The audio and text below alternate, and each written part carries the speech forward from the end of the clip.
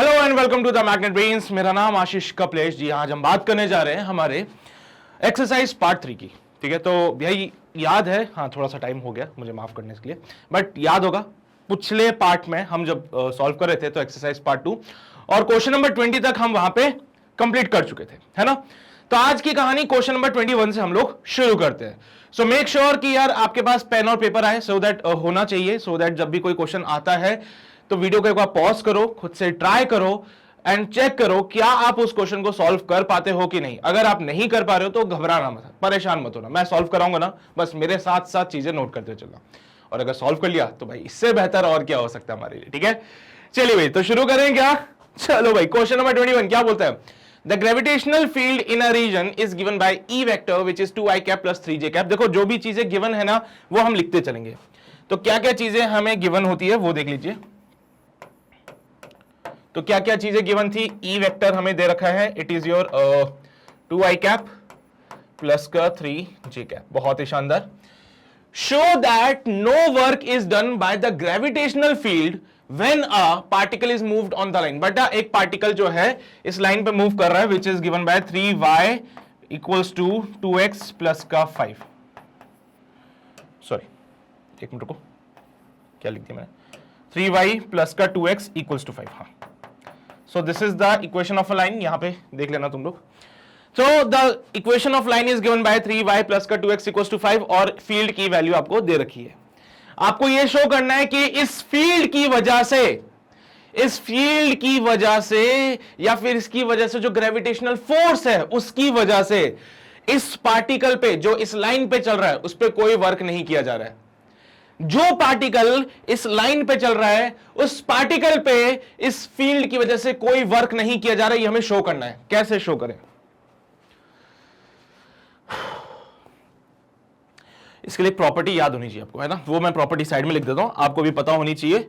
तो बेटा प्रॉपर्टी बड़ी सिंपल सी है, क्या बोलता है, hashtag slope of perpendicular lines, slope of perpendicular lines are always negative reciprocal of each other। negative reciprocal of each other। मान लीजिए मेरे बच्चे दो लाइंस है हमारे पास जिनके स्लोप m1 और m2 है। ये बहुत इंपॉर्टेंट लाइन है अपने लिए। मान लीजिए कोई दो लाइंस है हमारे पास, पहली लाइन ये हो जाएगी, या फिर रुको, मान लीजिए मेरे पास पहली लाइन ये हो जाएगी, दूसरी लाइन यहां पे ऐसे हो जाएगी। बेटा यहां पे इस लाइन का स्लोप m1 हो जाएगा, इस लाइन का स्लोप m2 हो जाएगा। और अगर ये दोनों लाइंस परपेंडिकुलर है तो इन दोनों का जो स्लोप होता है it is the negative of the reciprocal of each other. ये कहना चाहता हूं, हमारे पास दो लाइंस है मेरे बच्चे, एक का स्लोप है m1, दूसरे का स्लोप है m2। अगर ये दोनों लाइंस परपेंडिकुलर है तो इनका स्लोप कुछ इस प्रकार से होगा, m2 को इधर लेके आएंगे तो दोनों के स्लोप का जो मल्टीप्लीकेशन होना चाहिए वो -1 होगा। मैथ्स की बातें तुम्हें पता ही होगी, है ना। तो मेरे से बेहतर तो तुम जानते हो, तुम तो तीनों सब्जेक्ट पढ़ते हो, मेरे पास तो एक ही सब्जेक्ट है। तो मैथ्स की बातें हैं, तुम्हें तो पता ही होगा कि अगर दो परपेंडिकुलर लाइंस है तो उनके स्लोप का प्रोडक्ट जो होता है वो -1 के बराबर होता है।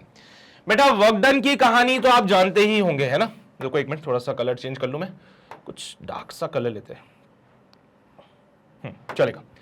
वर्क डन की कहानी तो आप लोग जानते ही हैं। It is given by F vector dot S vector where force and S is the displacement. बेटा मेरे यहां पे Fs cos 90 लिखा जा सकता है कि इसको cos थीटा लिख दूं, यहां पे चलेगा, बहुत बढ़िया सर। तो ये वर्क डन का फॉर्मूला है। अच्छा, पार्टिकल इस लाइन पे चल रहा है, यानी कि पार्टिकल का जो भी डिस्प्लेसमेंट हो रहा है वो अलोंग द दिस लाइन हो रहा है। तो since particle is moving in on this line, since particle is moving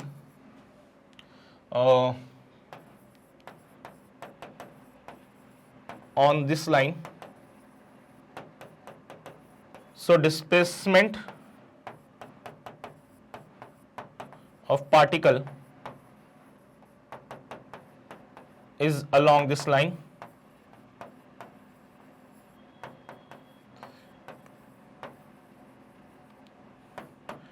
particle का जो डिस्प्लेसमेंट होगा बेटा वो इसी लाइन के अलोंग होगा। ये लाइन है, इस लाइन पे पार्टिकल चल रहा है, अब इस लाइन पे अगर तुम चल रहे हो तो तुम्हारा डिस्प्लेसमेंट इसी लाइन पे होगा। अगर तुम इस लाइन पे चल रहे हो तो तुम्हारा डिस्प्लेसमेंट इस लाइन पे होगा, अगर तुम इस लाइन पे इधर इधर चल रहे हो तो तुम्हारा डिस्प्लेसमेंट इधर होगा। ऑब्वियस ही बात है, जिस लाइन पे पार्टिकल चल रहा है उसका डिस्प्लेसमेंट उसी लाइन पे। समझ गया मैं समझ गया आपकी भावनाओं को। ये फील्ड है, इसका स्लोप निकाल सकते हो बेटा, ये इलेक्ट्रिक फील्ड लाइन है ये भी। अरे इलेक्ट्रिक फील्ड लाइन स्लोप निकालना आता है हम लोगों को, नहीं आता क्या? tan theta perpendicular upon base करते हैं, इसका स्लोप निकालना हम लोगों का आता है। दोनों का स्लोप निकालिए, इसका भी स्लोप निकालिए, इसका भी स्लोप निकालिए। अगर ये इलेक्ट्रिक फील्ड और डिस्प्लेसमेंट दोनों परपेंडिकुलर हो गए तो बेटा वर्क डन 0 हो जाएगा।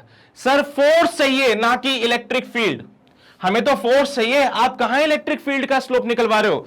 मेरे नादान बच्चे मुझे एक बात बताएंगे, क्या जब आप यहां पे फॉर्मूला लिखते हो तो F vector equals to Q into E vector लिखते थे, और ये क्या ये बोलते थे कि direction of electric field is along F? ये बातें हमने बोली थी क्या कभी? ऑब्वियस सी बात है, हम भी जानते, तुम भी जानते हो कि जो डायरेक्शन इलेक्ट्रिक फील्ड की है वो वही डायरेक्शन है जो फोर्स की होती है। तो भाई इलेक्ट्रिक फील्ड का स्लोप निकालो या फोर्स के लिए स्लोप निकालो, क्या फर्क पड़ता है, स्लोप तो वही रहेगा। तो मैंने इसके लिए स्लोप निकाला है ना, since we know that electric field equals to कितना है बेटा हमारे पास 2i cap plus 3j cap, so 2i cap plus का 3j कैप यहां पे लिख दिया। इसका अभी हमने स्लोप निकाला m1, it will be your 3/2, इसका स्लोप आ गया। ठीक है सर, इसका स्लोप आ गया। अब हम स्लोप निकालने जा रहे हैं for the slope what that line 3y plus 2x equals to 5, 3y plus 2x equals to 5। बेटा यहां से 3y equals to माइनस का 2x प्लस का 5 and y is equals to minus का 2/3 into x प्लस का 5। On comparing this with the equation of y equals to mx plus का c, आपने इस लाइन से कंपेयर किया तो पता चला इसका जो स्लोप है बेटा इट विल बी माइनस का 2/3, है ना। तो डिस्प्लेसमेंट जिस लाइन पे हो रहा है, जिस लाइन के अलोंग डिस्प्लेसमेंट हो रहा है उस लाइन का स्लोप है माइनस का 2/3। इलेक्ट्रिक फील्ड जिस लाइन के अलोंग लग रही है उसका स्लोप है 3/2। क्या दोनों को मल्टीप्लाई करने से माइनस का 1 आ रहा है? अगर दोनों स्लोप को मल्टीप्लाई करने से माइनस का 1 आता है तो यहां पे साफ साफ अक्षरों में बोल देना कि जो इलेक्ट्रिक फील्ड है वो इस लाइन के परपेंडिकुलर है। हमने क्या किया, स्लोप निकाला, स्लोप निकाला m1 इंटू m2 किया, m1 इंटू m2 किया। काम करते हैं, यहां क्यों कर रहे हैं सर, हमारे पास जगह बहुत है ना, आगे कर लेते हैं। हमने क्या किया, m1 इंटू m2 किया, तो जैसे मैंने m1 इंटू m2 किया it comes out be 3/2 into minus का 2/3। हो क्या मिल गया, माइनस का 1। मतलब दोनों के स्लोप को जब मैंने मल्टीप्लाई किया माइनस का 1 आ रहा है, दैट मीन्स मैं बोल सकता हूं कि इलेक्ट्रिक फील्ड जो है वो इस लाइन के परपेंडिकुलर है। So I must say that electric field is perpendicular to the line 3y plus 2x equals to 5। Electric field perpendicular है इस लाइन के। बेटा क्या डिस्प्लेसमेंट भी इसी लाइन के अलोंग हो रहा था? हाँ सर, डिस्प्लेसमेंट भी इसी लाइन के अलोंग था। तो मैं बोलूं electric field is perpendicular to displacement. क्या हमारे पार्टिकल का डिस्प्लेसमेंट इसी लाइन के अक्रॉस था, अलोंग था? बिल्कुल सर। तो मैं बोलूं इलेक्ट्रिक फील्ड डिस्प्लेसमेंट के परपेंडिकुलर है। क्या सर इलेक्ट्रिक फील्ड और फोर्स पैरेलल होते हैं? बिल्कुल सर, सेम डायरेक्शन होती है। So I must say that force is perpendicular to the displacement. बोल सकता हूं क्या ये बात? देखो, जिस लाइन पे तुम चल रहे हो उस लाइन के अलोंग तुम्हारा डिस्प्लेसमेंट है। अगर किसी आदमी को बोल दिया जाए कि भाई साहब आप एक्स एक्सिस पे चलिए, किसी आदमी को अगर बोल दिया जाए कि भाई साहब आप एक्स एक्सिस पे चलिए, तो उस आदमी की इक्वेशन ऑफ लाइन क्या होगी बेटा? y इक्वल्स टू 0, है ना। वो पार्टिकल किस लाइन पे चल रहा है? y इक्वल्स टू 0 पे चल रहा है। तो बेटा क्या इसका डिस्प्लेसमेंट भी यही सी लाइन के अलोंग होगा? बिल्कुल सर, जिस लाइन पे तुम चलते हो तुम्हारा डिस्प्लेसमेंट उसी के अलोंग होता है।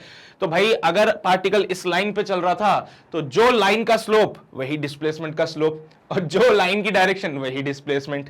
तो बेटा यहां पे अगर इलेक्ट्रिक फील्ड इस लाइन के परपेंडिकुलर है तो ये क्या इलेक्ट्रिक फील्ड डिस्प्लेसमेंट के परपेंडिकुलर है। Also we know that electric field और फोर्स की डायरेक्शन सेम होती है। तो मैं क्या बोलूं कि फोर्स परपेंडिकुलर है डिस्प्लेसमेंट के। मेरे बच्चे, अगर force is perpendicular to the displacement, so I must say that the work done by this field, the work done by this field on the particle the work done by this field on the particle should be 0, hence proved. क्या जीवन में कुछ और चाहिए? हाँ sir चाहिए, गाड़ी बंगला वगैरह वगैरह। नहीं, अभी तो यही चाहिए। कर दिया प्रूफ, यही तो मांग रहा था वो। अरे यही तो मांगा था उसने कि आपको ये शो करना है that the work done by the field on the particle moving along this line, work done by the field on the particle moving along this line is 0। सो मैंने प्रूफ कर दिया। है ना बड़ा टफ क्वेश्चन? पसीना आ गया सर। अरे कोई टफ नहीं है यार, हलवा सा सवाल है, जल्दी से इसको नोट कर लीजिए जल्दी से, फिर हम आगे बढ़ेंगे, अपना अगला सवाल देखेंगे। कर लिया नोट सभी ने?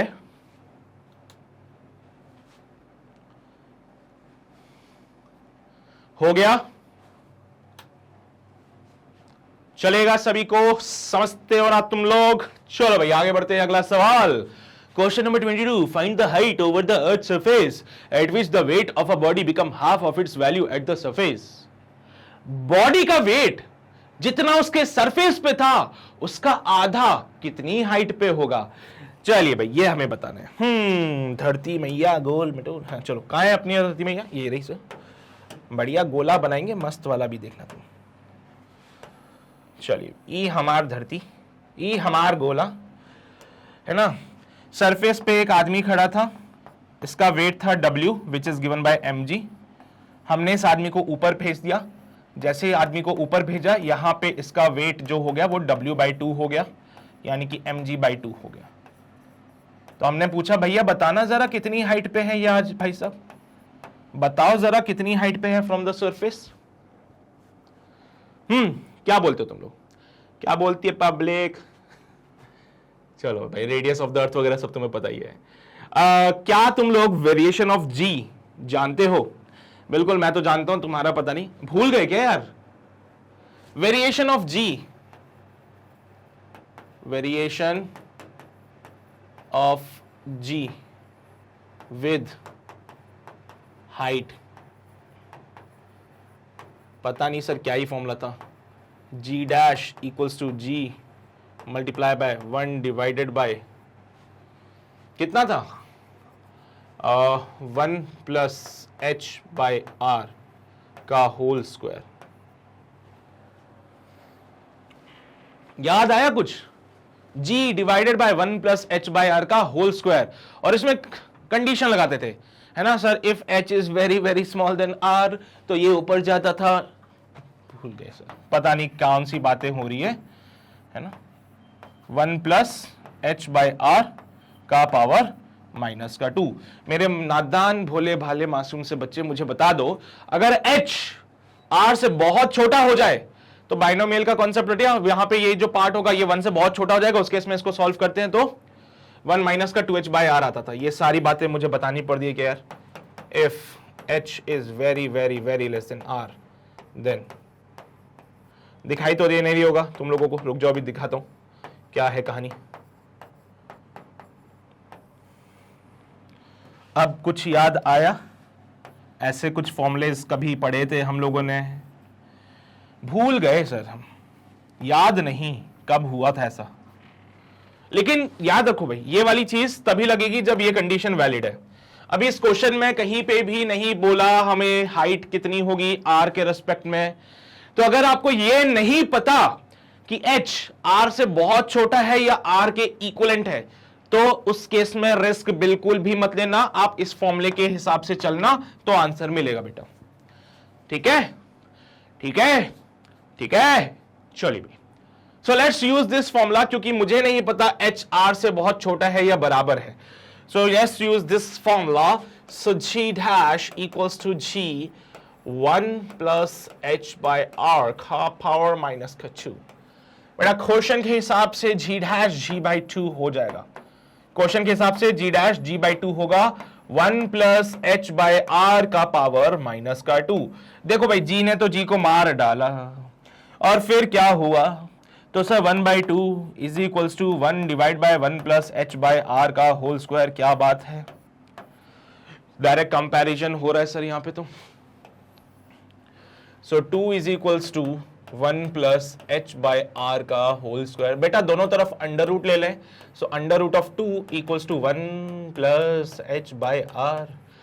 तो मेरे बच्चे h बाय आर हो जाएगा अंडर रूट ऑफ 2 माइनस का 1, तो h हो जाएगा अंडर रूट ऑफ 2 माइनस का 1 इंटू आर। यही है तुम्हारा फाइनल आंसर। कितनी हाइट पे जाके वेट जो है आधा हो जाएगा। बेटा मास कभी चेंज नहीं होता, वेरिएशन जो आता है वो जी में आता है ना। जब हम बोलते हैं कि वेट आधा हो गया, इट मींस कि उसका जी का वैल्यू, क्योंकि देखो हाइट पे गए जी वेरी कर गया, हाइट पे जाने से जी वेरी कर जाता है, और जैसे जी वेरी हो गया तो यहां पे जी डैश जो हो जाएगा मेरे बच्चे वो जी बाई 2 हो जाएगा, है ना। जी डैश जो है वो जी बाई 2 हो जाएगा, समझते हो ना बात को। M G dash G by 2 हो जाएगा। तो बस जी डैश की जगह जी बाई 2 किया, बाकी कहानी तो तुम भी समझदार हो, मैं भी समझदार हूं। चलो भाई नोट कर लो जल्दी से।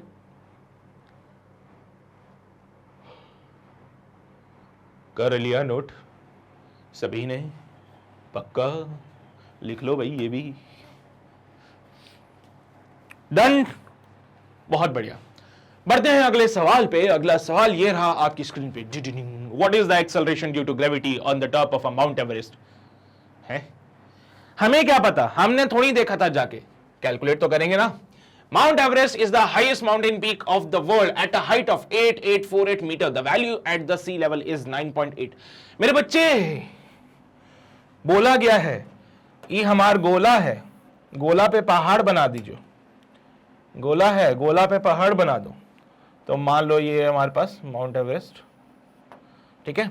उन्होंने बोला जी की वैल्यू सरफेस पे तो 9.80 मीटर पर सेकेंड स्क्वायर होती है। तो what is the value of ji at the mount this point? ये हाइट हमें सवाल में दे रखी है, ये हाइट हमें सवाल में दे रखा है 8848 मीटर। अच्छा एक बात बताओ, क्या तुम जानते हो अर्थ का रेडियस कितना होता है? अर्थ का रेडियस होता है 6400 किलोमीटर्स। अगर मैं मीटर्स में कन्वर्ट करूं तो 64 इंटू 10 का पावर 5 मीटर। 64 10 का पावर 5 मीटर। मेरे बच्चे देखो तो ये वैल्यू बहुत छोटी है ना इससे, आर के रेस्पेक्ट में। मैं बोलूं ऐसा कैसा? Here H is very very very less than R. खुद ही सोचो ना, खुद ही सोचो, कहां 8848 मीटर, कहां पे 64 इंटू 10 की पावर 5 मीटर। एच आर के रेस्पेक्ट में बहुत छोटा है यार, एच जो है आर के रेस्पेक्ट में बहुत छोटा है।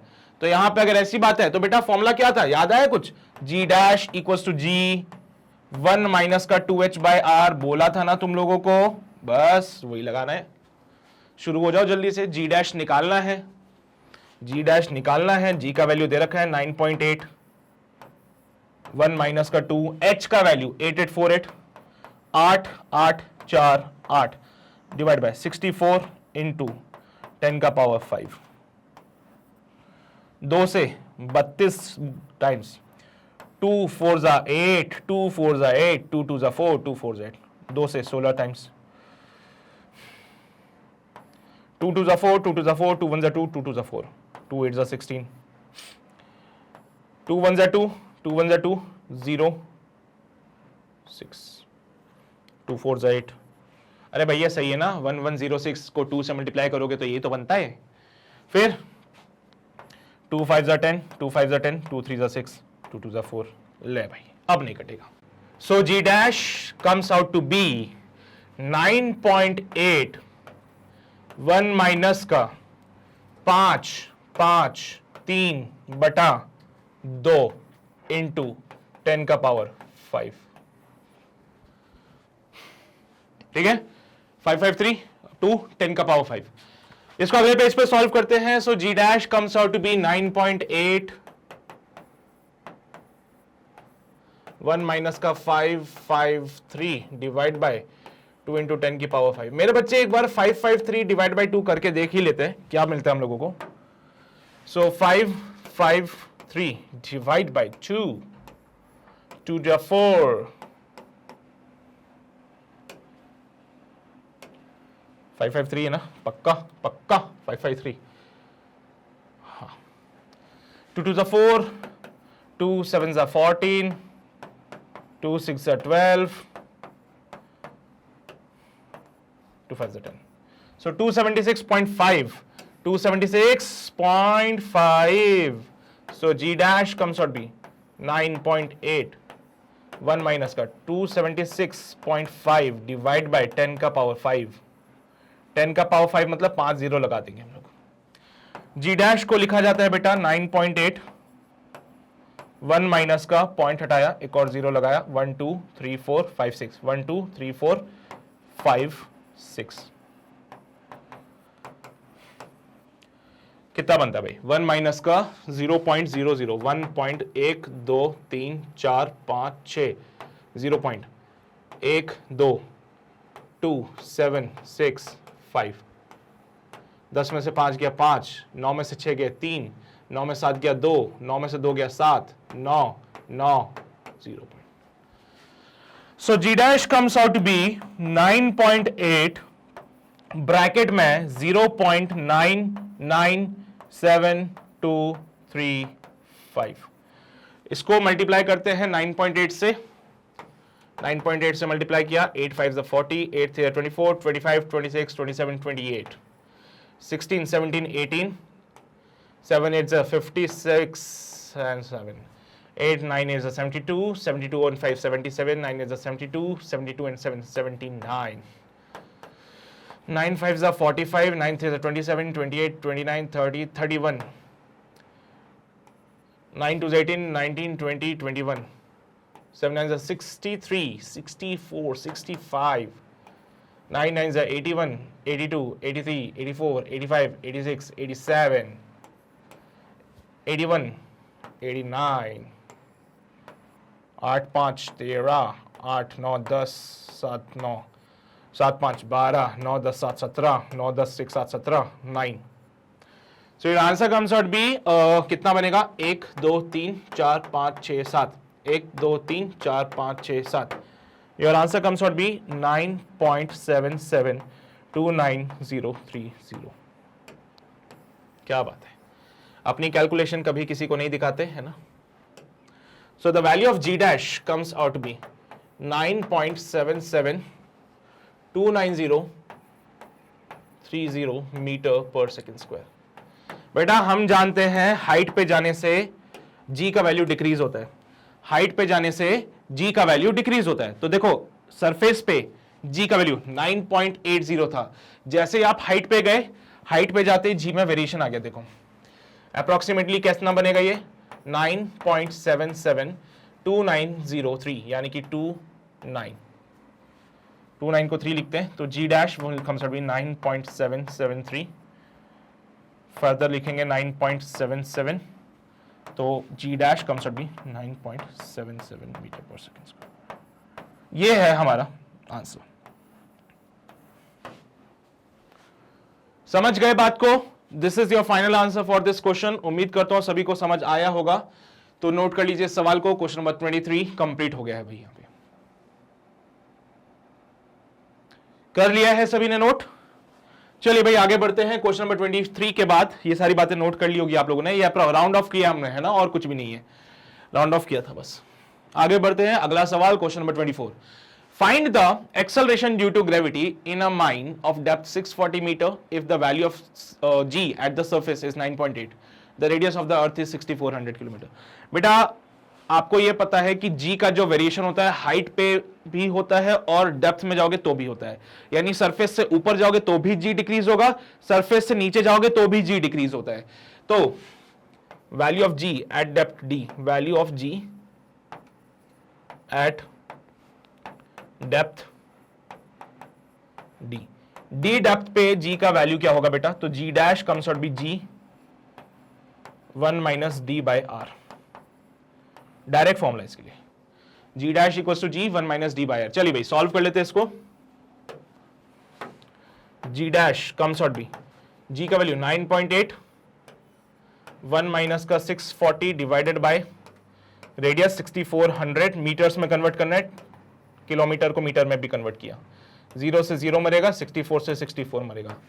G डैश का वैल्यू 9.8 1 माइनस का 0 पॉइंट, बेटा कितना हो गया 1 2 3 4, 1 2 3 4।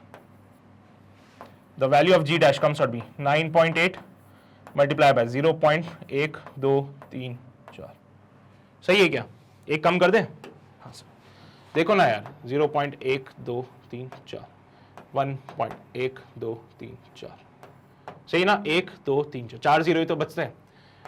9 9 9 9 0। चलिए बहुत बढ़िया, ठीक है।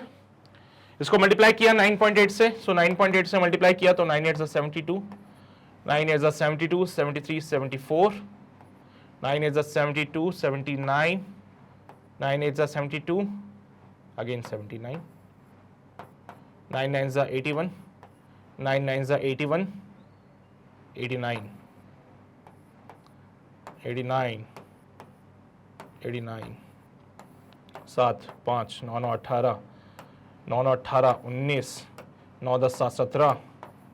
So it comes out be again G dash का वैल्यू बनता है बेटा कितने जीरो के बाद 1 2 3 4 5, 1 2 3 4 5, 9.79857 मीटर पर सेकेंड स्क्वायर।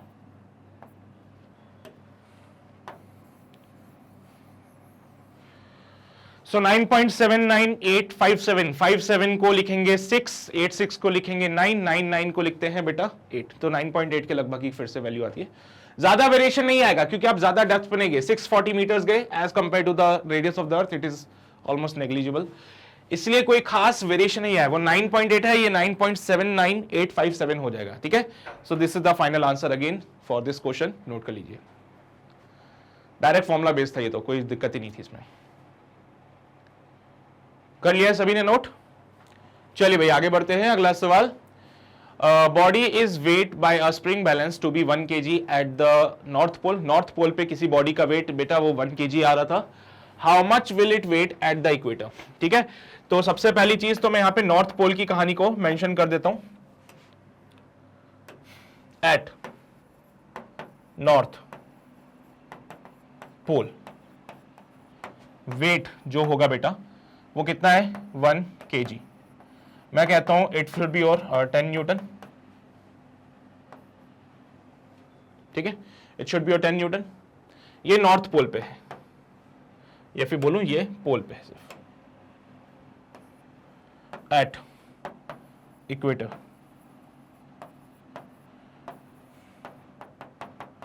mg डैश, ये तो mg के बराबर हो गया, तो ये तो 1 kg यानी कि 10 न्यूटन हो जाएगा।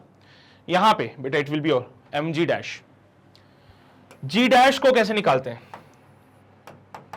g minus omega square r। आपको याद है कुछ अर्थ के रोटेशन का इफेक्ट होता था एक, कहां होगा तुम्हें याद? तुम तो भूल गए होंगे ना, तुम्हें तो बस उसकी याद आती है, और चीजें याद थोड़ी होती तुम्हें कुछ।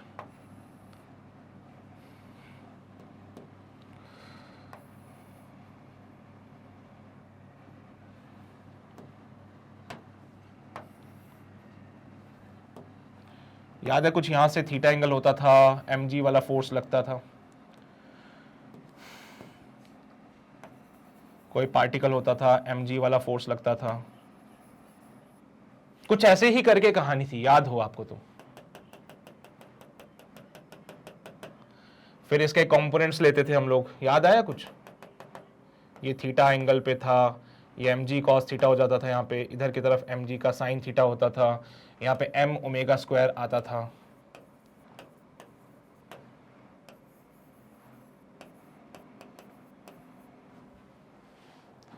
फिर याद है कुछ ऐसे ही तो काम किए थे हम लोगों ने, और अर्थ के रोटेशन को कंसीडर करते थे तो mg डैश हो जाता था। फिर वहां पे पता नहीं सर, भूल भुला गए हम लोग तो, है ना, हमें चीजें कुछ याद नहीं है वैसी। चलो छोड़ो, भूल जाओ,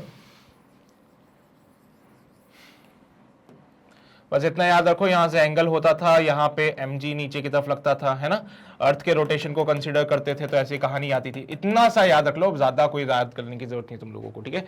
ये अर्थ का रेडियस होता था, तो रेडियस, और यहाँ पे इस सर्कल का रेडियस स्मॉल r होता था, है ना, तो एक सेंट्रीफ्यूगल फोर्स लगता था बाहर की तरफ m ओमेगा स्क्वायर r जिसे कहते थे। Where R is the rotation of the earth, earth rotate करती थी, अर्थ के रोटेशन को कंसिडरेशन में लिया था हम लोगों ने यहाँ पे। फिर वो आर के कंपोनेंट वहां पे आता था, तो स्मॉल आर को लिखते थे बेटा आर साइन थीटा, क्योंकि small R perpendicular upon hypotenuse, small R को लिखते थे कैपिटल आर साइन थीटा। ऐसे करके कहानी बनी थी, तो उससे सॉल्व किया था हम लोगों ने, तो वी गॉट दिस रिलेशन बेटा। ठीक है, ठीक है सर। और यहां पे साइन थीटा की कहानी आती थी, तो ये इक्वेटर पे थी कहानी बेसिकली। इक्वेटर पे जी डैश, यानी कि जो वैल्यू ऑफ जी होता था इक्वेटर पे ये होता था, और the value of ji at the pole will be your simply g. ठीक है, याद है कुछ यहाँ पे omega square R sine theta बनता था, एक जनरल इक्वेशन लिखी जाती थी जिसमें, तुम्हें तो कहां याद होगा।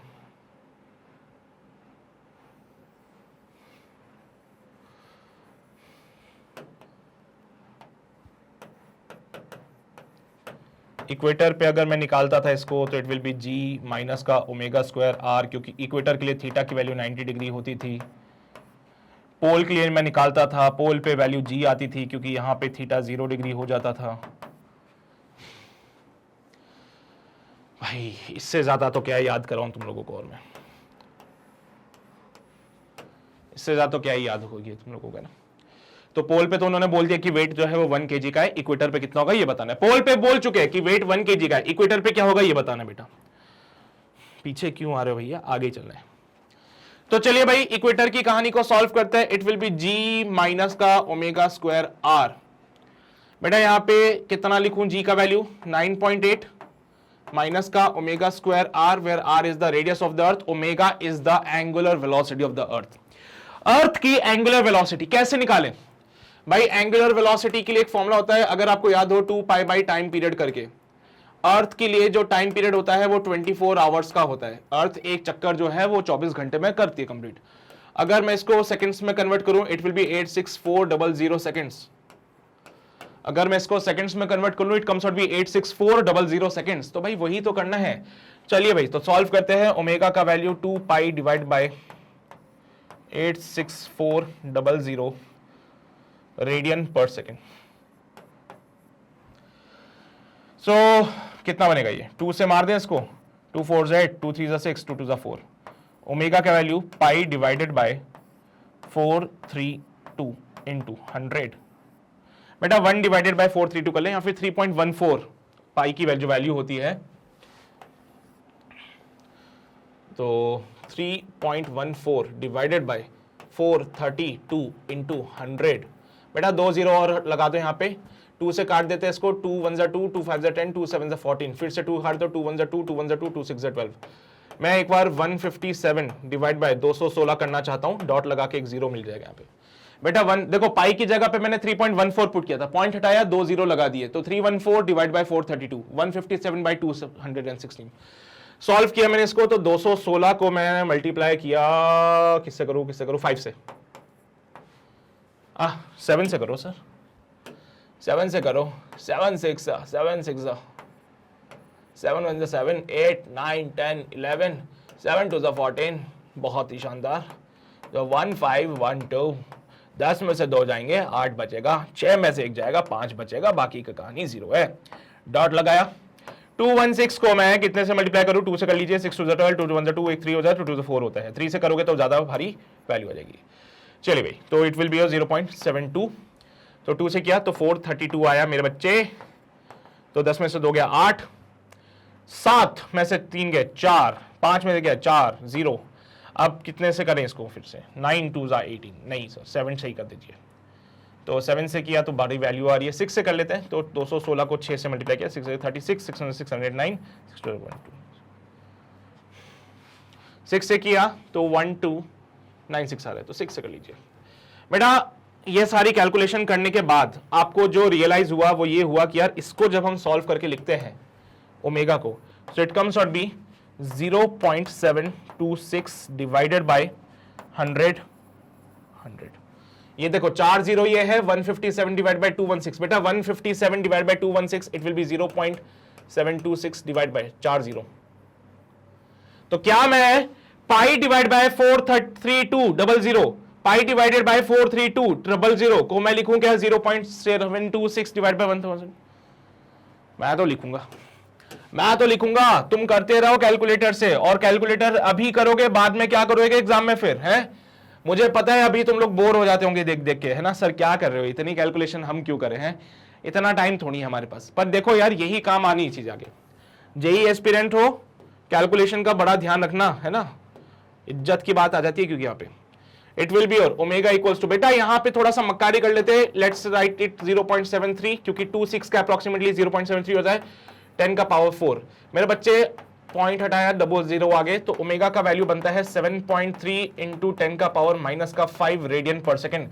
ये बात याद रख लेना आज के बाद, याद, पॉइंट टू भी नोटेड, है ना। रिमेंबर, अर्थ की एंगुलर स्पीड, अर्थ की एंगुलर स्पीड ऑलमोस्ट 7.3 अप्रोक्सीमेटली लिख लेना। अर्थ की एंगुलर स्पीड बनती है 7.3 10 की पावर माइनस का 5 रेडियन पर सेकंड, क्योंकि अर्थ का टाइम पीरियड 24 आवर्स होता है, जिसको कि सेकंड्स में कन्वर्ट किया, पूरा सॉल्व करने के बाद ये वैल्यू आई है। एंगुलर स्पीड ऑफ द अर्थ 7.3 10 की पावर माइनस का 5 रेडियन पर सेकंड। इस बात को ध्यान रखना, आगे से बार बार नहीं बताऊंगी इस चीज को, ठीक है। यहां पे पुट करते हैं इसको। सो इक्वेटर पे जी का वैल्यू 9.8 माइनस का 7.3 10 का पावर माइनस का 5 इंटू, बेटा radius of the earth 6400 into 10 का पावर 3 मीटर। इसका स्क्वायर है, स्क्वायर करना। 9.8 माइनस का, बेटा 7.3 इंटू 7.3 कितना होता है, 3 3 जा 9, 7 3 जा 21, 7 3 जा 21, 7 7 जा 49, 51 52। चलिए भाई, बहुत ही शानदार। 54.3 लिख लूं अप्रोक्सीमेटली, 54.3 लिख लूं इसको, तो ये हो जाएगा 54.3 इंटू 10 का पावर माइनस का 10 इंटू 64 इंटू 10 का पावर 5। सॉल्व किया 9.8, 54.3 इंटू 54.3 इंटू 64। बेटा कैलकुलेशन वाली बात है, मैं पहले भी बोल चुका हूं, 10 बार बोलूंगा आप लोगों को, इससे कभी भी मत कतराना कि कैलकुलेशन है सर इतनी कौन करेगा। भाई मैं भी तो कर रहा हूं, मेरा को कौन सा एग्जाम देना है वैसे भी, है ना, फिर भी कर रहा हूं ना। 4 4 16 7 5 4 20 21, जितना ज्यादा लिखोगे उतना ज्यादा चीजें याद आएगी। 6 3 18 होते हैं, 5 6 4 24 25 हो जाता है, 6 5 30 32 हो जाता है बेटा। ये 8 7 15 होते हैं, 5 6 7 हो जाते हैं, 2 2 4 होते हैं, 3 यहाँ पे होता है, तो 347 3475.2 3475.2 10 का पावर माइनस का 5। बेटा कितना हो गया, 1 2 3 4, तो it comes out be 9.8 minus में है ये सारी कहानी। 9.8 माइनस 9.8 माइनस का कितना बनेगा, 1 2 3 4 5, 0.034752, ठीक है। चलिए माइनस करते हैं। सो 9.8 1 2 3 4 5, 0.034752 माइनस करो। माइनस करते हैं इसको, तो बनेगा 10 में से 2 जाएंगे 8, 9 में से 5 जाएंगे 4, 9 में से 7 गए 2, 9 में से 4 गए 5, 9 में से 3 गए 6, और यहां पे 7। सो it will B 9.7652, 9.765248 is the value of G dash, meter per second square।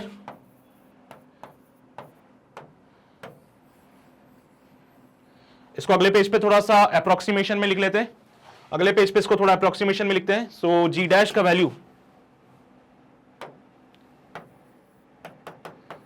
9.765248, round of किया इसका 9.765248 का बनेगा 525। जी डैश का बनेगा 9.7652, जी डैश का बनेगा 9.765, जी डैश बनेगा 9.76, इट विल बी और 9.77। 76 का कितना हो जाता है, 8 हो जाता है, ठीक है, तो इसको 76 तक ही रहने दीजिए अभी, मीटर पर सेकंड, ठीक है। So 9.76 is the value of G dash. पर वो तो वेट पूछ रहा था ना आपसे, उससे तो वेट पूछा था आपसे, वेट कितना आ रहा है, ये तो जी डैश निकला है।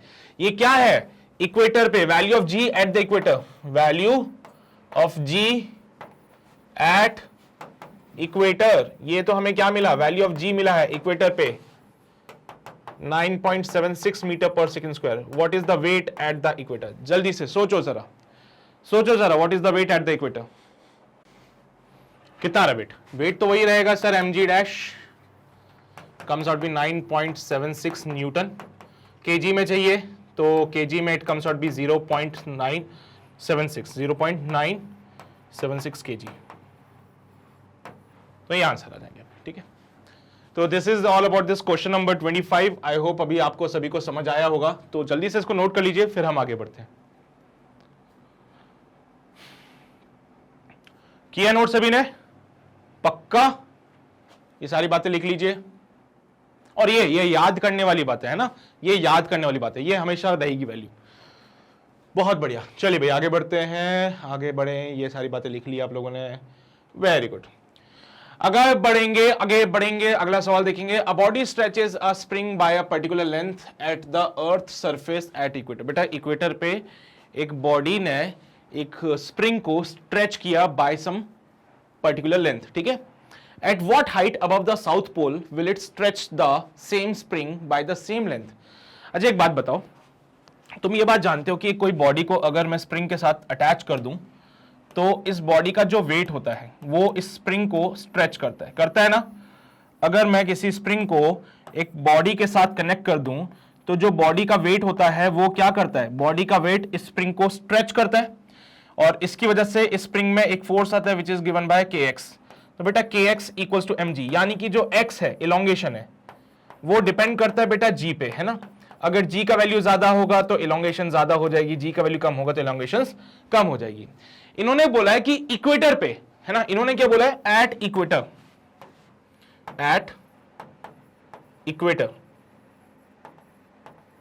ठीक है। यहां पे जो इलोंगेशन है वो कुछ होगी, मान लीजिए x1, मैंने इलोंगेशन मान लिया x1 equals to mge divided by k। Equator पे भाई मान ली ge क्या है, the value of g at the equator कितना होता है आपको पता है, g माइनस का ओमेगा स्क्वायर r। तो ये वाली बात हो गई। At what height above the south pole, pole से कितनी हाइट पे, पोल से कितनी हाइट पे will it stretch the same spring by the same length? पहली चीज तो मैं ये जानता हूं इक्वेटर पे जो वैल्यू ऑफ जी होती है वो पोल से तो कम होती है। मतलब अगर यही चीज मैं पोल पे परफॉर्म करूं तो उसका इलोंगेशन ज्यादा हो जाएगा at pole. x2 equals to m g at the pole divide by k। बेटा सेम स्प्रिंग है, सेम बॉक्स अटैच है, इसलिए मास में और k में कोई चेंजेस नहीं किया है मेरे बच्चे। अगर यही चीज मैं पोल पे परफॉर्म करता हूं, यही चीज अगर मैं पोल पे परफॉर्म करता हूं तो रिजल्ट कुछ इस प्रकार से आता है। और आप देखेंगे तो यहां पे आपको पता चलेगा कि x2 बड़ा है x1 से, तो हमें क्या करना पड़ेगा, पोल से कुछ हाइट पे जाना पड़ेगा। हमें क्या करना पड़ेगा, पोल से कुछ हाइट पे जाना पड़ेगा, क्योंकि पोल से जैसे मैं हाइट पे जाता हूं जी का वैल्यू डिक्रीज हो जाता है। पोल से मुझे कुछ हाइट पे जाना पड़ेगा, क्योंकि पोल से अगर मैं किसी हाइट पे जाता हूं तो जी का वैल्यू डिक्रीज होता है। तो मैं अगले पेज पे इसको थोड़ा सा समझाने की कोशिश करता हूं,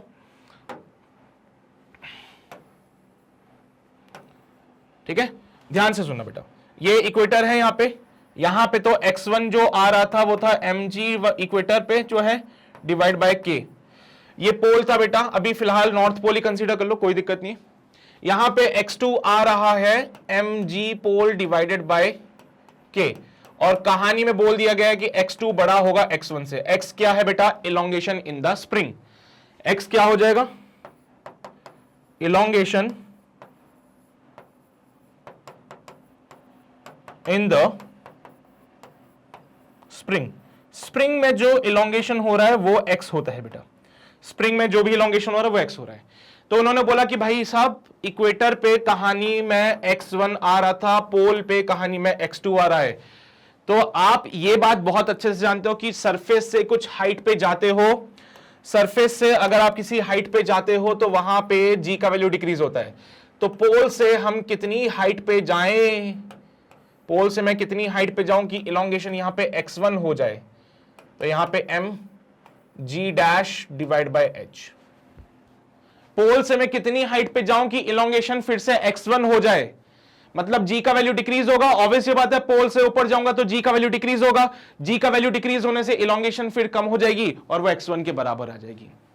तो यहां पे मुझे g dash find height find करनी पड़ेगी, क्योंकि मैं जानता हूं जैसे जैसे हम ऊपर जाते हैं g का वैल्यू डिक्रीज हो जाएगा, उसमें जैसे ऊपर जाऊंगा g का वैल्यू डिक्रीज होगा, तो जैसे जैसे ऊपर गया g का वैल्यू डिक्रीज हुआ तो इलोंगेशन भी डिक्रीज हो गया, और किसी पर्टिकुलर पॉइंट पे इलोंगेशन जो है वही आया जो इक्वेटर पे था, किसी पर्टिकुलर पॉइंट पे इलोंगेशन वही आ रहा है जो इक्वेटर पे था। तो यहां पे हाइट बताइए कितनी होगी, यही पूछा उसने, assume that the at what height above, हाँ यही पूछा उसने। समझ गए बात को? इक्वेटर पे इलोंगेशन था mge/n के, पोल पे इलोंगेशन आया mgp/k, पोल से कुछ हाइट पे गए तो वही g का वैल्यू डिक्रीज हो गया, g का वैल्यू डिक्रीज होने से इलोंगेशन भी डिक्रीज हुआ, और कुछ हाइट पे जाने पे इलोंगेशन आया x1, तो वो हाइट बताइए कौन सी होगी बेटा। तो मैंने बोला अगर ऐसी ही बात है तो हम बोलते हैं कि x1 इक्वल्स टू x1 वाली कहानी से mg dash divided by h equals to mge divided by k, और यहां पे सॉरी इधर भी k आएगा, ओह k, मुझे माफ करना, यहां पे h कहां से लिख रहा था मैं, यहां पे k आएगा, ये भी k आएगा बेटा। देखिए एक चीज तो साफ साफ नजर आ रही है कि m/k से तो m/k मर जाएगा, इससे कोई लेने देना नहीं था। अपार्ट फ्रॉम दिस यहां पे g डैश, बेटा पोल p लिख लेना सो दैट आपको पता चलता रहे कि पोल से हम किसी हाइट पे गए हैं। अगर gp डैश लिखोगे तो पता चलेगा पोल से हाइट पे गए हैं, तो यहां पे फॉर्मूला बनेगा g का वैल्यू पोल पे जो होता है ना, और ये हाइट के बारे में कुछ बोला नहीं, तो 1 प्लस h/r का होल स्क्वायर, 1 प्लस h/r का whole square equals to value of g at the equator, it will be g minus का ओमेगा स्क्वायर r। बेटा पोल पे वैल्यू ऑफ g वही होता है g, 1 प्लस h/r का whole square equals to g minus omega square r। ठीक है। अच्छा एक और चीज कर सकते हैं, यहां पे कुछ बोला है क्या, assume the earth to be spherical, ठीक है, हमने यहां पे अर्थ को स्फेरिकल कंसीडर कर लिया है। At what height above the south pole will you system, यार एक और काम थोड़ा सा अजम्पशन लेके चल लेंगे, यहां पे एक और काम करें, चीजें थोड़ा आसान हो जाएगी। अगर मैं यहां पे कंसीडर कर लूं कि हाइट जो है वो as compare to the earth of the radius कम होगी, ठीक है, तो यहां पे हाइट को मैं कम कंसीडर करके यहां पे 1 माइनस 2h/r कर लेता हूं, इससे मेरा काम आसान हो जाएगा, फिर और कुछ नहीं, मेरा काम आसान हो जाएगा। यहां पे माइनस का 2h/r equals to, so it will be g 1 minus का 2h/r। Let's solve this on the next page. So g minus का 2gh divide by r is equals to g minus का ओमेगा स्क्वायर r, g से g मर जाएगा तो 2gh divided by r equals to omega square r। So 2gh equals to omega square r square, ठीक है। तो h निकालना था, h का value omega square r square divided by 2g। Let's solve it here.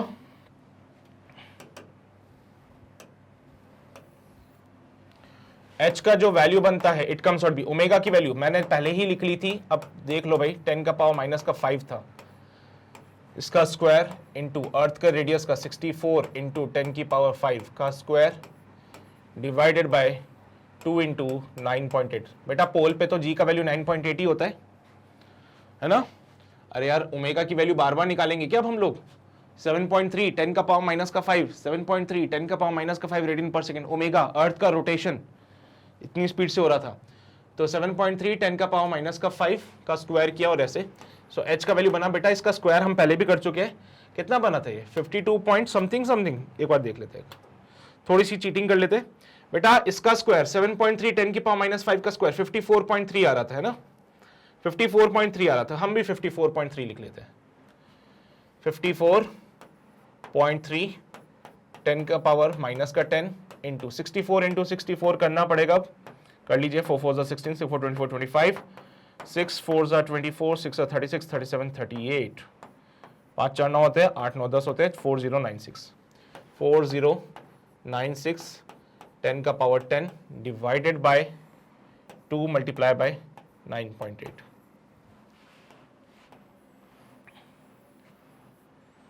क्या चीजें cut सकती है? 10 की पावर -10 से 10 की पावर प्लस का 10 मर गया, and the value of h comes out be 54.3 multiply by 4096 divided by 2 into 9.8। Point से पॉइंट मर जाएगा, 2 से चीजें काट दीजिए, 2 2 ज़ा 4, 2 0, 2 4 ज़ा 8, 2 8 ज़ा 16। फिर से 2 1 ज़ा 2 0, 2 2 ज़ा 4, 2 4 ज़ा 8, 2 से 49। 7 से कुछ कर सकता है तो देख लो भाई, 7 से कुछ जा रहा हो तो 7 1 ज़ा 7, 3 7 3 ज़ा 7 4 28, 7 5 ज़ा 35, 28 29 30 31 32 44 हो जाएगा, नहीं कटेगा। 7 6 ज़ा 42, 7 7 ज़ा 49, 7 8 ज़ा 49, 50 51 52 53 54। हाँ ये जा रहा है, देखो 7 7 ज़ा 49, 7 7 ज़ा 49, 50 51 52 53 54, 6 से आ गया, 7 9 ज़ा 63। क्या बात है सर, मजा ही आ गया। चलिए अब सॉल्व कर लेते हैं। थोड़ी सी यहाँ पे कैलकुलेशन वाला पार्ट होगा। 1024 को 79 से मल्टीप्लाई करना है, तो 9 4 ज़ा 36 होते हैं, 9 2 ज़ा 18, 19 20 21 हो जाएगा, 9 1 ज़ा 9 हो जाएगा, 7 4 ज़ा 28 होता है, 7 2 ज़ा 14, 15 16 हो जाते हैं यहाँ पे, 7 1 ज़ा 7 हो जाएगा, 6 9 8 1 8। So your answer for this h comes out to be 80896 divided by 7। कितना बनता है ये? डिवाइड करके भी देखना पड़ेगा। चलो भाई डिवाइड भी कर लेते हैं लगे हाथ। It comes out to be 80896 divided by 7। 1 जा 7, 1 जा 7, कितना हो गया? 10 में 7 गए 3, 7 7 5 जा 35, 7 6 जा 7 5 जा 35, 9 में से 5 गया 4, 49 यहाँ पे, ओह 8 में से 5 39 हो जाएगा यहाँ पे। फिर से 7 5 जा 35, 7 6 जा 42, 7 6 जा 42, 4 यहाँ पे, 7 6 जा 42, 7 5 जा 35। So your answer will be like 11556.5 meters। इसको आप किलोमीटर्स में कन्वर्ट कर लें तो ज़्यादा ठीक रहेगा। तो इसको 100 से 1000 से मल्टीप्लाई करेंगे, 1000 से डिवाइड करेंगे। ऐसा करने से हमारी ये जो टर्म है बेटा पूरी किलोमीटर्स में कन्वर्ट हो जाएगी।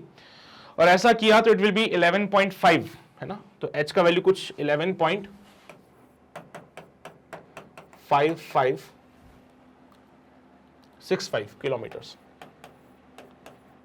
Can be also written as 11.556 kilometers, 11.6556 kilometers, and else will be 11.6 kilometers। देख लीजिएगा क्या यही आंसर होगा।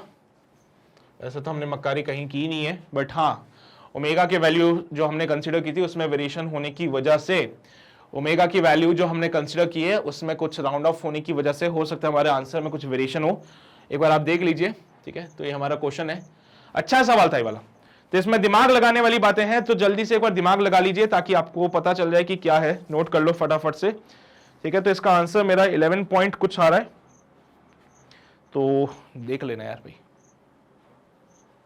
किया नोट?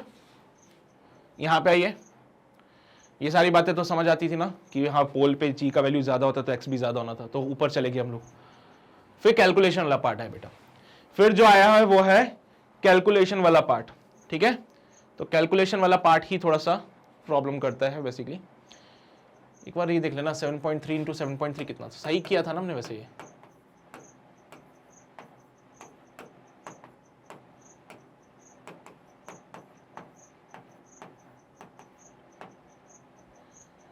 अरे हाय यही तो गलती कर दी मैंने। ठीक है भाई, माय मिस्टेक। मैंने थोड़ा सा स्मार्ट वर्क करने की कोशिश की जिसकी वजह से आंसर में वेरिएशन आया। तो हम करेक्शन कर लेना, इसको 53.3 कर लेना ताकि चीजें सही हो जाए। अब देखो कहीं ना कहीं मक्कारी करोगे तो थोड़ा आंसर में वेरिएशन आएगा। यहाँ पे बेटा 53.3 बनता है, मैंने 54.3 लिख दिया गलती से, बट असल में बनेगा ये 53.3, ठीक है। असल में क्या बनना है, 53.3 बनना था, तो देख लेना है तुम लोग, थोड़ा सा वेरिएशन किया मैंने। तो आंसर आपका कुछ 10.6 किलोमीटर में ऐसे कुछ आंसर आएगा, ठीक है। तो देख लेना भाई, अप्रॉक्सीमेटली 11 किलोमीटर के लगभग आंसर बनना है, पर हमारे आंसर में 11.6 आ रहा है क्योंकि मैंने यहाँ पे गड़बड़ी कर दी थोड़ी सी। एक बार आप लोग 53.3 के हिसाब से सॉल्व कर लेना इसको, ठीक है। आप लोग इसको 53.3 के हिसाब से सॉल्व करके देखिएगा, आपका आंसर 10 पॉइंट समथिंग बनना चाहिए यहाँ पे, है ना। कर लोगे ना, गुस्सा हो मेरे से, मैंने गलती कर दी, ठीक है भाई, इतनी सी पार्ट है। मैंने यहाँ पे कैलकुलेशन में थोड़ा सा स्मार्टनेस दिखाने की कोशिश करी क्योंकि वो कट रहा था इसी ठीक है, वो इजीली कट रहा था, इसलिए मैंने सोचा काट लेते हैं, बट ठीक है, ऑब्वियसली बात है, कैलकुलेशन अगर आप आसान करने की कोशिश करोगे तो आपका आंसर एग्जैक्ट नहीं आएगा, बट एग्जैक्ट के नियर बाई कुछ होगा। तो आपका आंसर कुछ 11 किलोमीटर बनना चाहिए, जो कि हमारा 11.6 आ रहा है, ठीक है। तो ये वेरिएशन रहेगा थोड़ा बहुत, तो स्मार्ट वर्क कुछ तो लोचा होगा ना एनीवेज, ट्राई जरूर करना पड़ा आप लोग, ठीक है। इसको यहाँ पे 7.3 का स्क्वायर करोगे 53.3 आएगा, तो उसके हिसाब से सॉल्व करेगा तो आंसर बन जाएगा वो फिर। चलिए भाई आगे बढ़ते हैं, अगला सवाल, at what rate should the earth rotate so that the apparent ji at the equator become zero. बेटा इक्वेटर पे जो जी का वैल्यू आता है वो जीरो हो जाना चाहिए, इक्वेटर पे जो जी का वैल्यू आता है वो जीरो हो जाना चाहिए। तो भाई कितने रेट से अर्थ को रोटेट करना है, इसमें स्मार्टनेस मत दिखाना, ओमेगा की वैल्यू यहां पे बेटा फाइंड करनी है, ऐसा नहीं कि तुम दिमाग लगा रहे हो, ठीक है। तो ओमेगा यहां पे फाइंड करना है। Also what will be the length of the day in this situation, also आपको टाइम पीरियड बताना है बेटा।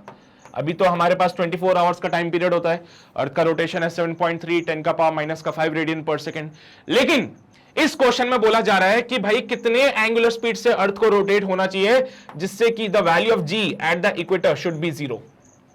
ये बोला है at what rate should the earth rotate so that apparent ji at the equator become zero. G पे equator की value zero होनी चाहिए, सॉरी इक्वेटर पे जी की वैल्यू जीरो होनी चाहिए। तो वी नो दैट इक्वेटर पे जो जी का वैल्यू होता है it is given by G minus का ओमेगा स्क्वायर आर, और अगर मेरे बच्चे जीरो हो जाए तो इट विल बी और जी माइनस का ओमेगा स्क्वायर आर। तो ऐसा करने से हमें जो मिलता है g equals to omega square R, 9.8 equals to omega square into 6400 kilometres, kilometres को मीटर्स में कन्वर्ट कर लिया हम लोगों ने। तो ओमेगा स्क्वायर का वैल्यू बनता है बेटा 9.8 डिवाइडेड बाय 64 इंटू 10 का पावर 5, पॉइंट हटा दिया, एक और जीरो लगाया, 10 का पावर 6 बन जाएगा। चलिए मेरे बच्चे, तो ओमेगा की जो वैल्यू बनेगी it will be your under root of 98 divided by 64 into 10 का पावर 6 रेडियन पर सेकेंड। 10 का पावर 6 बाहर आएगा, 10 का पावर 3 बनेगा, 8 8 64 होते हैं, तो ये बेटा बनेगा अंडर रूट ऑफ 98 को लिखते हैं 2 इंटू 49 डिवाइडेड बाय, बेटा 64 से बाहर आया 8, 10 की पावर 6 से बाहर आया 10 की पावर 3 रेडियन पर सेकेंड। ऊपर भी देखो तो 7 7 49 होते हैं, बाहर आएगा 7 under root of 2 divided by 8 10 का पावर माइनस का 3 रेडियन पर सेकेंड। ये है हमारा आंसर। अभी चाहो तो अंडर रूट 2 की जगह 1.4 पुट करो, वैसे तो वैल्यू 1.414 कैसे करके वैल्यू जाती है, बट हम अभी कैलकुलेशन को आसान करेंगे। कैलकुलेशन को आसान करने के लिए हम अंडर रूट ऑफ 2 को लिख लेते हैं 1.4, अंडर रूट ऑफ 2 को 1.4 लिख लेते हैं। तो बेटा जब आप 1.4 पुट करोगे तो यहां पे आपका आंसर आपको मिल जाएगा। वैसे यहां तक भी छोड़ दो तो कोई दिक्कत वाली बात नहीं, यहां पे भी लाके अगर आप इसको छोड़ते हो तो this is also the correct option बेटा, ठीक है। वो तो अलग बात है कि रूट 2 की वैल्यू 1.4 पुट करोगे फिर कैलकुलेशन करोगे तो आंसर मिल जाएगा, लेकिन अगर यहां तक लाके भी आंसर छोड़ोगे तो कोई गलत नहीं कर सकता है इसको, ये बिल्कुल सही है, ठीक है। चलिए भाई, तो सबसे पहली चीज ओमेगा हमने फाइंड करी। Now let's find the time period बेटा। तो टाइम पीरियड होता है 2 पाई बाई ओमेगा, चलो आई सॉल्व कर लेते हैं इसको भी।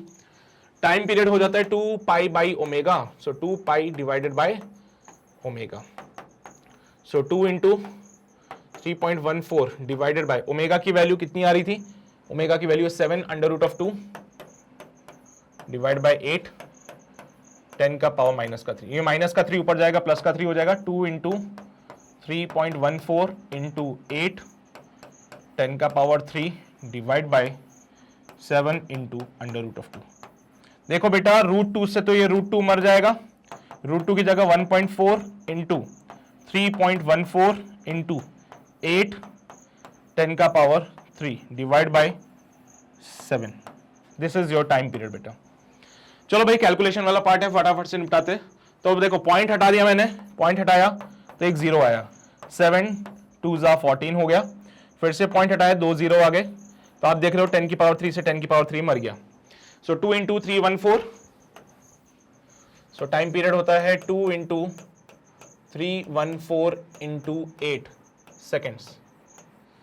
सो इसको आपको आवर्स में कन्वर्ट करना है तो डिवाइड बाय 3600 करना पड़ेगा। सो it will be your 2 into 314 into 8 divided by 3600 hours. Hours में कन्वर्ट करा हम लोगों ने। काटो जल्दी इसके से 2 से, 2 1 2, 2 8 16, 2 4 8, 2 9 18। चलिए भाई सॉल्व कर लेते हैं इसको and it comes out be 314, 4 4 16, 4 1 4 8 5, 4 3 12, 1256 divide by 900 और 1256 डिवाइडेड बाय 9, 1256 डिवाइडेड बाय 9, 9 1 9, 10 11 12, फिर 9 3 27, 9 4 36, 3 27, 28 29 30 31 32 33 34 35, 8 आ गया बेटा ये। 9 9 81, 5 आ गया, यहाँ पे डॉट लगाएंगे, 0 लगेंगे। 9 5 45 होता है। So it will be your 139.5 divided by 100 hours.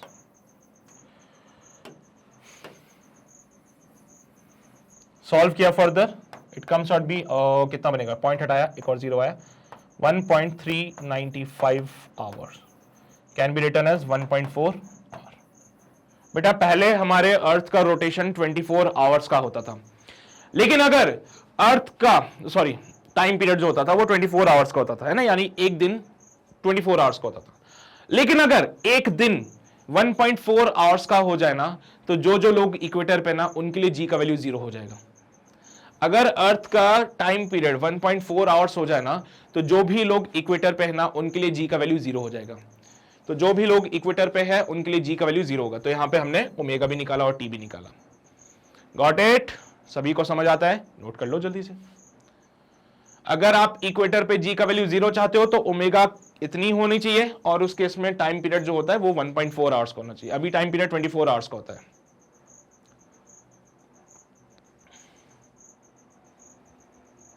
ठीक है, कोई समस्या तो नहीं है इसमें, सब बढ़िया चल रहा है, बहुत बढ़िया। आगे बढ़ते हैं, अगला सवाल। A pendulum having a Bob of mass m is hanging in a ship sailing along the equator from east to west. When the ship is stationary with respect to the water, the tension in the string is T naught. Find the speed of the ship due to the rotation of the earth about its axis. Find the difference between T naught and the earth attraction on the bob.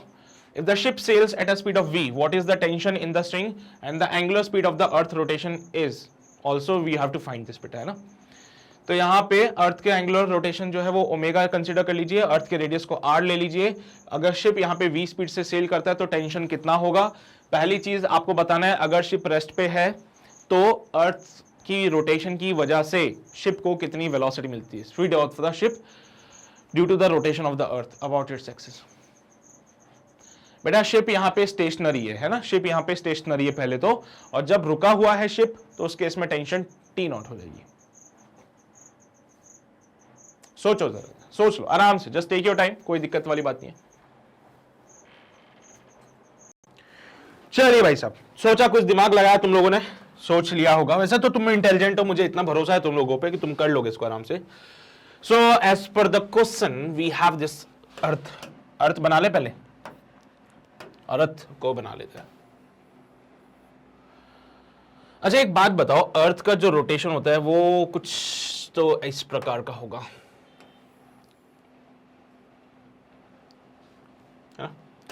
भाई अर्थ का rotation ऐसे होता है, और एक ship जो है उसका जो रोटेशन हो रहा है मेरे बच्चे, शिप का जो रोटेशन हो रहा है वो मान लो शिप यहां पे है, अभी शिप का रोटेशन अलोंग द इक्वेटर है।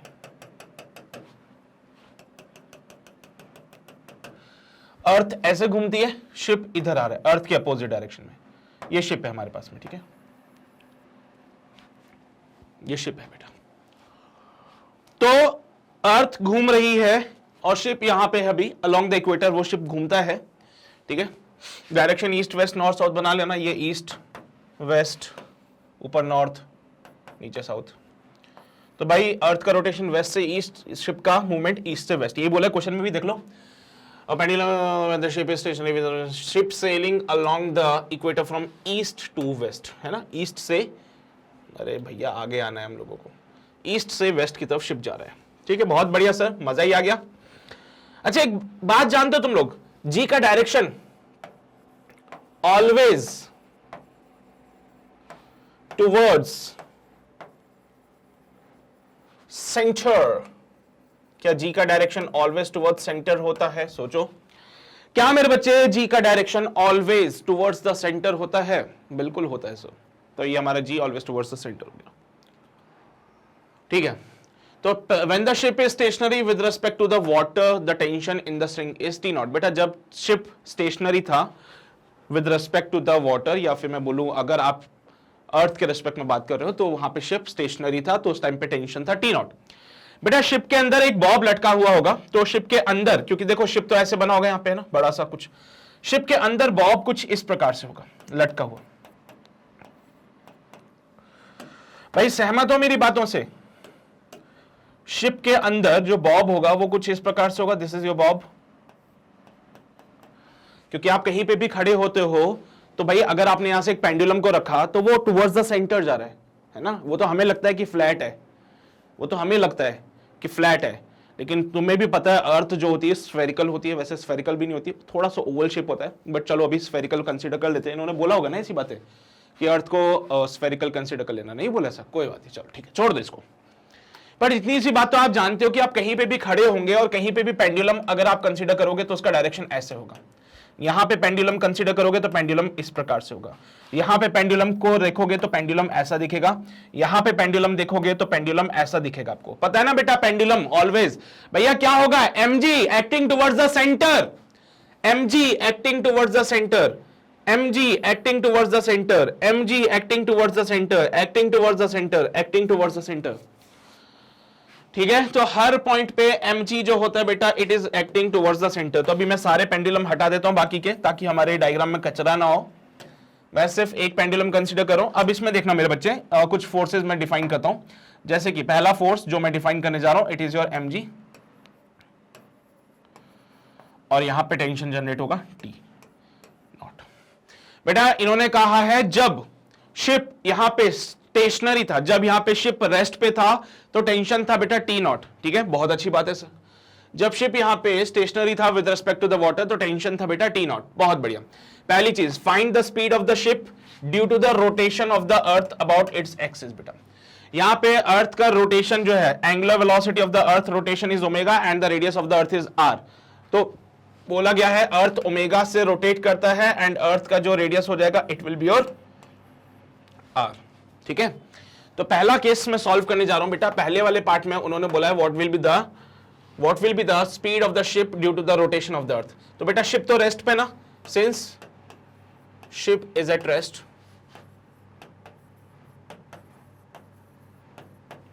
with respect to the water, therefore velocity of ship, speed of ship due to rotation of earth, due to rotation of earth equals to omega into r।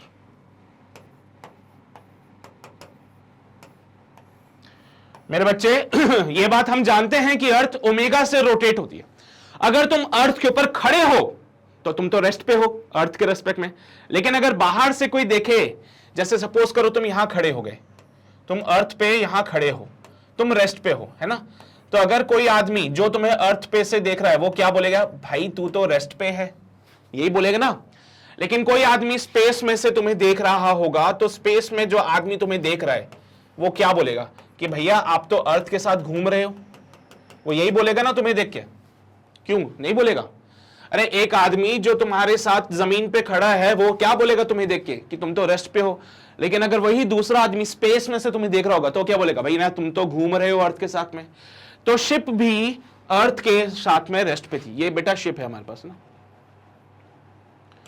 भावनाएं समझ जाओ यार ship की थोड़ी सी। तो ship भी अर्थ के रेस्पेक्ट में रेस्ट पे था, लेकिन अगर बाहर से देखो तो भैया बाहर से देखा तो शिप जो है अर्थ के साथ घूम रही है।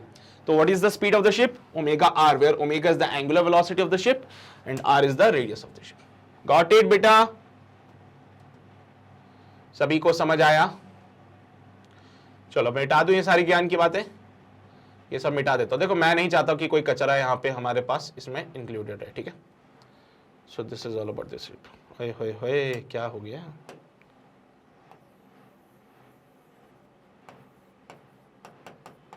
तो पहला पार्ट तो हमारा कंप्लीट हो गया बेटा, speed of the ship with respect to earth, क्योंकि देखो अर्थ के रिस्पेक्ट में तो रेस्ट पे था। So what will be the speed of the ship? तो भैया बाहर से देखा तो शिप अर्थ के साथ घूमती हुई नजर आ रही है, ठीक है, बहुत बढ़िया। पहली चीज तो क्लियर होगी। ये क्या केस है बेटा? शिप जब स्टेशनरी था, ठीक है। चलिए भाई, अब सेकंड केस जो आएगा उसमें यह है कि find the difference between T naught and the earth attraction on the Bob. तो भाई यहां पे डिफरेंस बताना between the T naught and the earth attraction. तो आप जरा यहां पे फिर से गौर फरमाते हैं हमारे इन चीजों पे। बेटा सेकंड वाले केस में हम बात कर रहे हैं, हम फाइंड करना चाहते हैं कि जो डिफरेंस होगा between T naught and M G, T naught और एम जी के बीच का डिफरेंस। अच्छा एक बात बताओ, शिप जो है वो तो रेस्ट पे है with respect to the earth, तो अर्थ के रोटेशन के साथ क्या शिप का भी रोटेशन होगा बेटा? अर्थ के रोटेशन के साथ क्या शिप का भी रोटेशन होगा? शिप के रोटेशन को जरा, क्योंकि ऐसे समझना मुश्किल है, मैं यहां पे एक अलग से चीज बना लेता हूं। एंड यहां पे अब पेंडुलम को देखना बेटा, ये पेंडुलम सर्कुलर पाथ फॉलो करते हुए चल रहा है। यहां पे तो टेंशन टी है, टुवर्ड्स द सेंटर mg लगता है पेंडुलम पे, लगता है ना? बहुत बढ़िया। अब क्योंकि आप जब ऑब्जर्वेशन करोगे, आप भी तो अर्थ पे ही हो बेटा, तो आप अर्थ पे हो और अर्थ क्या कर रही है? रोटेट कर रही है। तो आप एक एक्सेलरेटिंग फ्रेम में आ जाते हो। फिर उसके इसमें आप किस में आ जाते हो? एक एक्सेलरेटिंग फ्रेम में आते हो। तो मेरे बच्चे एक्सेलरेटिंग फ्रेम में आने की वजह से इस पेंडुलम पे एक सेंट्रीफ्यूगल फोर्स लगेगा m omega square into r। ये पेंडुलम को मैंने बनाया क्योंकि अर्थ के साथ ये शिप भी रोटेट कर रहा था, तो ये पेंडुलम भी अर्थ के साथ क्या करेगा बेटा? रोटेट करेगा। तो पेंडुलम के लिए मैंने कहानी बना दी। पेंडुलम पे इसके बॉब पे एक सेंट्रीफ्यूगल फोर्स लगेगा, ऑब्वियस ही बात है क्योंकि हम एक एक्सेलरेटिंग फ्रेम से इसको ऑब्जर्व कर रहे थे। सो वी फाइंड कि यार यहाँ पे एक सेंट्रीफ्यूगल फोर्स भी है। तो कहानी में मैंने बोला कि भाई mg will be equals to T naught plus का m ओमेगा स्क्वायर r।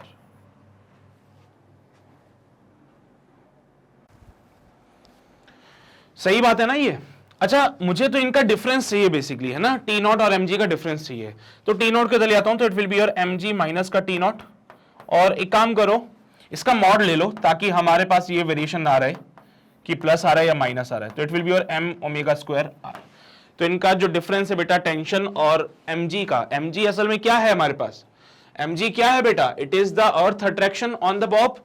अर्थ का जो अट्रैक्शन है बॉब पे वो mg है बेटा। टी नॉट क्या है बेटा? टेंशन जब शिप रेस्ट पे था। बहुत बढ़िया। तो शिप रेस्ट पे था, टेंशन था T naught, mg is the earth attraction on the bob. इन दोनों का डिफरेंस m ओमेगा स्क्वायर आ रहा है। तो हमारे सेकंड वाला पार्ट कंप्लीट हो गया। थर्ड वाला केस क्या कहता है हमसे? थर्ड केस कहता है कि if the ship sails at a speed of v, what is the tension in the string बेटा? अगर ये शिप सेल करता है at a speed of v, then what will be the tension in the string? अब इसको मैं अगले page पे बनाता हूं। मैं फिर से अर्थ कंसीडर कर रहा हूं यहां पे बेटा, ध्यान से देखिएगा सभी लोग, ठीक है। एंड वी नो बेटर कि अर्थ का जो भी रोटेशन होता है बेटा वो वेस्ट से ईस्ट की तरफ जा रहा है, ऐसा। और शिप हमारे पास कहां था? शिप था यहां पे। अच्छा मुझे एक बात बताओ, शिप कहां जा रहा है? ईस्ट से वेस्ट की तरफ along the equator. This is the velocity of the ship. Earth के रोटेशन की वजह से शिप को एक एंगुलर वेलोसिटी, सॉरी एक टेंजेंशियल वेलोसिटी मिलेगी गिवन बाय ओमेगा आर। मिलेगी कि नहीं मिलेगी? सोचो जरा, मिलेगी कि नहीं मिलेगी भाई? शिप के पास एक लीनियर वेलोसिटी v इधर की तरफ, एक टेंजेंशियल वेलोसिटी ओमेगा आर उधर की तरफ। तो शिप की जो टोटल वेलोसिटी होगी, है ना, velocity of the ship, velocity of ship can be written as v minus का ओमेगा आर। सोच लो यार, this is the new velocity of the ship. क्योंकि अर्थ का भी रोटेशन हो रहा है, तो ऐसा तो नहीं कि v वेलोसिटी से शिप चलेगा, अर्थ के रोटेशन की वजह से इसको कुछ और ही वेलोसिटी मिलेगी. So the new velocity of the ship will be v minus का omega r. So new angular velocity of the ship, new angular velocity of ship is v minus omega r upon r. तो इस case में बेटा क्या होगा, Bob पे कितना tension आएगा ये देखते हैं. चलिए भाई, वही कहानी, mg will act in this direction, यहां पे एक टुवर्ड्स दिस एक centrifugal force m omega dash square into r, also एक टेंशन t यहां पे भी आएगा. बेटा t का वैल्यू फाइंड करना है. ओमेगा डैश आपको मिल चुका है, this is your omega dash. So let's solve it here बेटा. सो t प्लस का ओमेगा डैश का स्क्वायर, ओमेगा डैश का square into r equals to mg. So t equals to mg minus m omega dash का square into r. Omega dash की जगह v minus omega r by r करना है, तो t equals to mg minus का m v minus omega r divided by r का whole square dot r. So tension T can be written as mg minus का m r divided by r square and it will be v minus omega r का whole square. एक r से ये r मर जाएगा, T comes out be mg minus का m divided by r.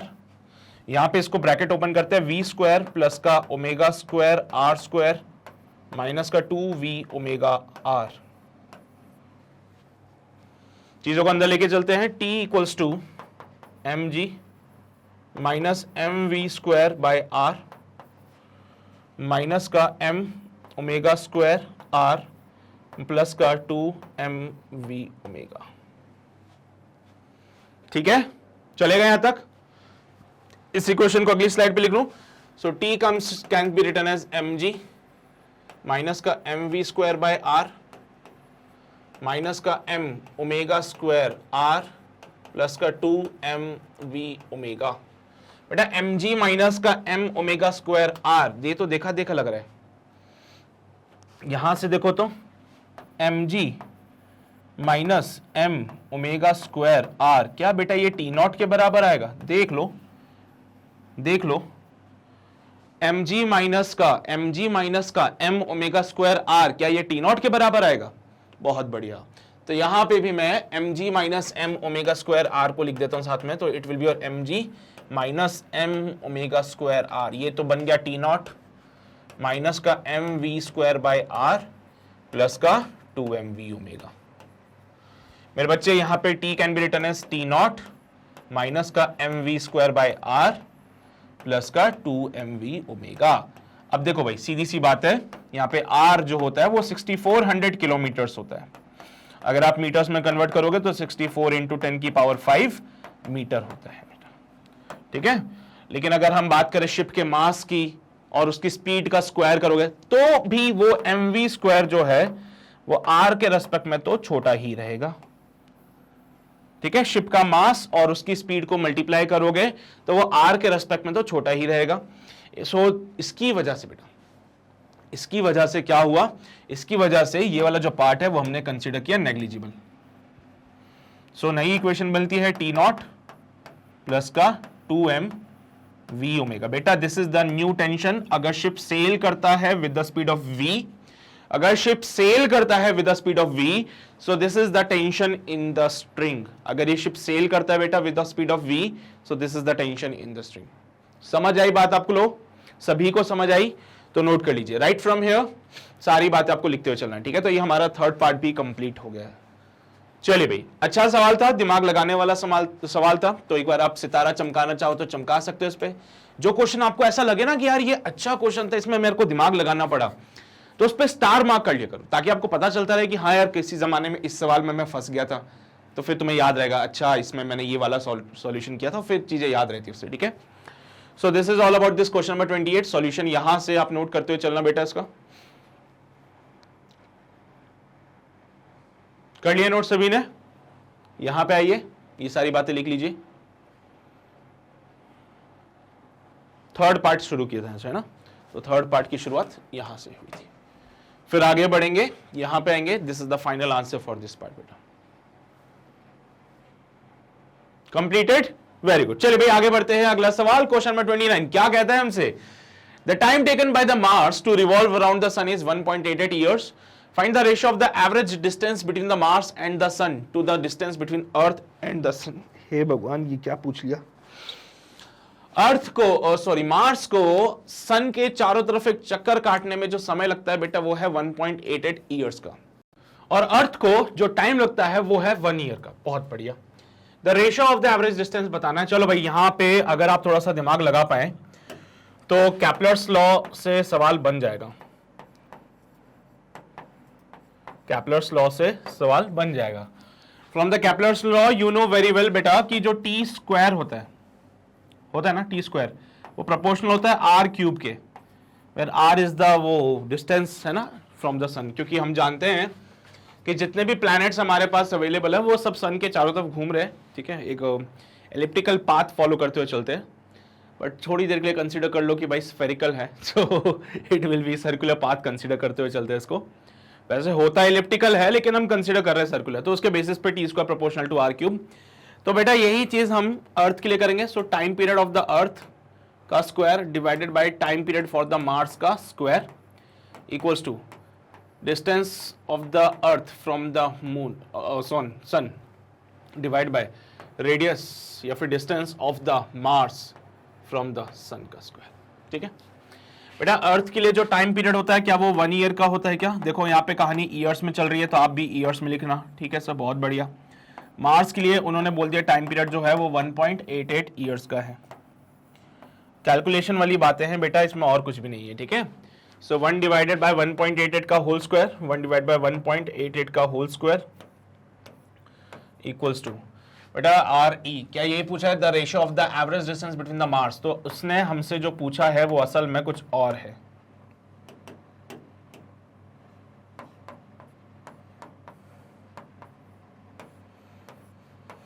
तो बेटा यहां से जो रेशियो आ रहा है r e upon r m का, it will be your 1 divide by 1.88 का स्क्वायर का होल पावर 1/3। बेटा उसने ये नहीं पूछा था हमसे, उसने पूछा the ratio of the average distance between the Mars to and the sun and to the earth and the sun. चलो कोई बात नहीं, हम यहाँ पे r m by r e निकाल लेते हैं। So the ratio comes out be 1.88 का होल स्क्वायर का होल पावर 1/3। ठीक है, नाउ 1.88 का स्क्वायर अगले पेज पे कर लेते हैं हम लोग। सो 1.88 it is a 64 65 66 67 68 69 70। ठीक है, 8 1 8 और ये साथ 15 हो जाते हैं बेटा। फिर से कहानी 4051 हो जाएगी एंड डबल क्रॉस के साथ में यहाँ पे 881 भी आ जाएगा। 4 4 8 5 13 होता है, 8 5 13 1 14 15 हो जाएंगे ये। 3 5 एंड आफ्टर दिस 4 तो 3.5344।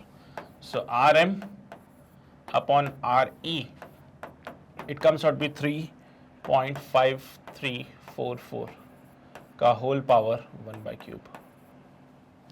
ठीक है, देखो 4 के बाद 1 2 3 4 वो 3.5344 आएगा।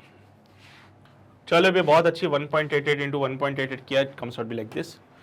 अब आपको इसको अंडर रूट लेना है, तो आप चाहो तो वैसे यहाँ पे लाके भी इसको छोड़ दो, वो डिपेंड करता है कि ऑप्शन किस प्रकार के। ठीक है, अब थोड़ा सा कष्ट कर लेना यार, अंडर रूट वगैरह निकाल लेना तुम लोग इसका। ठीक है, इसका क्यूब रूट निकाल लोगे ना, क्यूब रूट निकाल लेना यार, इसका कर लोगे ना, इतना तो मिल लिया। ठीक है, तो जो भी बनेगा that will be the final answer for this question. तो इसका यही है बेटा, इसका क्यूब रूट निकालना पड़ेगा। अब उसके लिए थोड़ा सा एक्स्ट्रा काम करना पड़ेगा, वो तो तुम्हें दे रखा होगा। ठीक है, अगर क्वेश्चन तुमसे पूछता है तो वो भी जानता है कि भाई ऐसे वाले क्यूब रूट निकालना थोड़ा सा डिफिकल्ट है, तो ऐसे केस में वो आपको क्वेश्चन में ही डेटा दे रखा होता है बेटा, है ना। तो क्वेश्चन में जो डेटा गिवन होता है उसी के बेसिस पे आप इसको सॉल्व कर सकते हो। नहीं तो आप सीधा ऐसे लिख दो, कोई दिक्कत नहीं है, ये भी बिल्कुल सही है बेटा। R m upon r e is 1.88 का पावर 2/3। बिल्कुल इसमें कोई कमी नहीं है बेटा, ये बिल्कुल सही आंसर है ना, कोई ऐसा नहीं कि आपके आंसर को गलत करेगा। बस वो है कि इसको सॉल्व करना पड़ेगा आगे। तो 1.88 का आपने पहले तो क्या किया, स्क्वायर किया तो ये आ रहा है, फिर उसका 1/3 करोगे तो ऐसे कर सकते हो।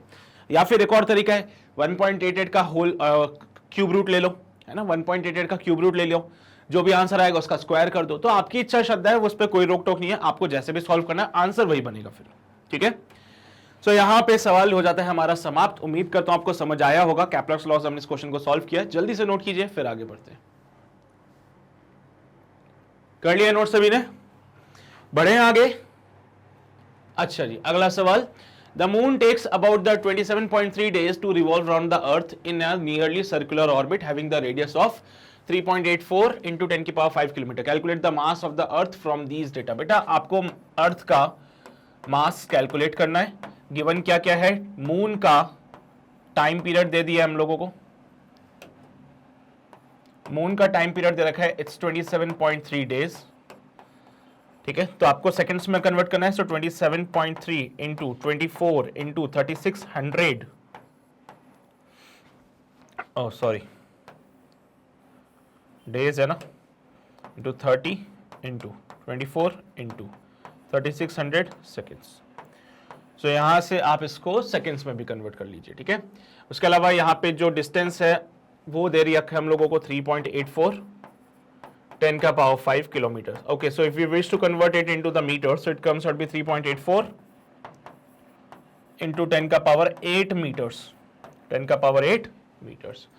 Now you have to calculate the mass of the earth from this given data. बेटा अर्थ का मास कितना होगा ये बताना है। एक बार बताओ, क्या ये जो मून है वो अर्थ के चारों तरफ घूम रहा है, orbit?